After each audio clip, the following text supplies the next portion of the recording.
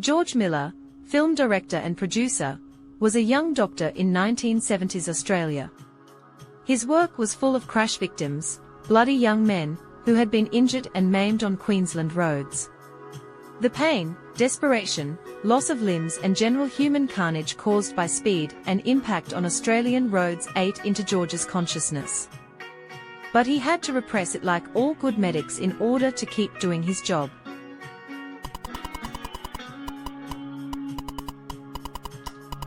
Out came the sublimated horror in film. In Miller's 2015 film Fury Road, he made his protagonist, Max, a human blood bank, which had not been done in prior films. It makes sense to have done so in keeping with the fact that these films project Miller's experiences in the trauma ward. The first film is certainly the greatest, resonating with and drawing on the loss of wife and child to road accidents, along with Max's permanent leg injury.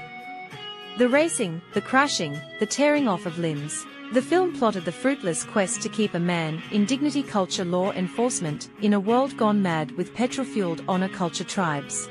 Tina Turner was brilliant, so was her song, for number 3, Thunderdome.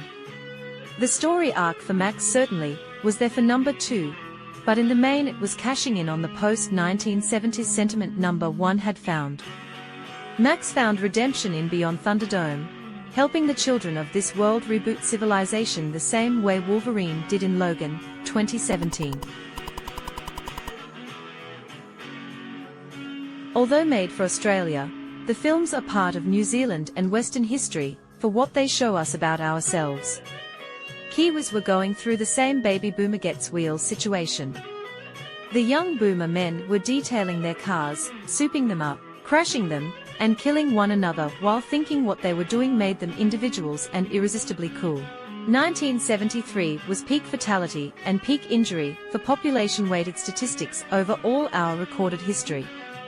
In that year 843 people died on the roads, with a reported 23,385 injuries. Even with today's population, these numbers have never been surpassed. Nothing comes close until the next honor culture cycle in the 1980s.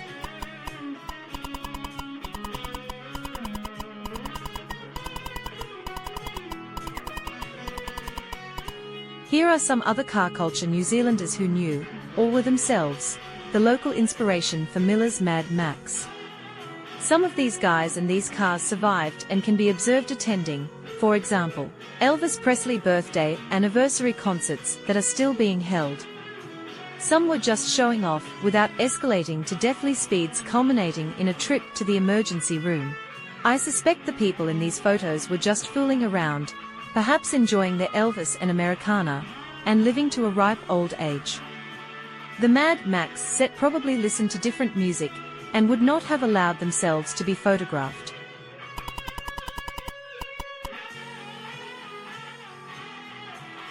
Road warrior boomers were, of course, also forgetting all about the future. The next generation were the ones they left behind, neglected. As in Beyond Thunderdome, Gen X and Millennials are left to pick through the wreckage of the modern to find values boomers refuse to pass on. Because, sorry to say, after this 1970s phase of crashing cars, it turned out that boomers were just as good at parenting as they were at traffic safety.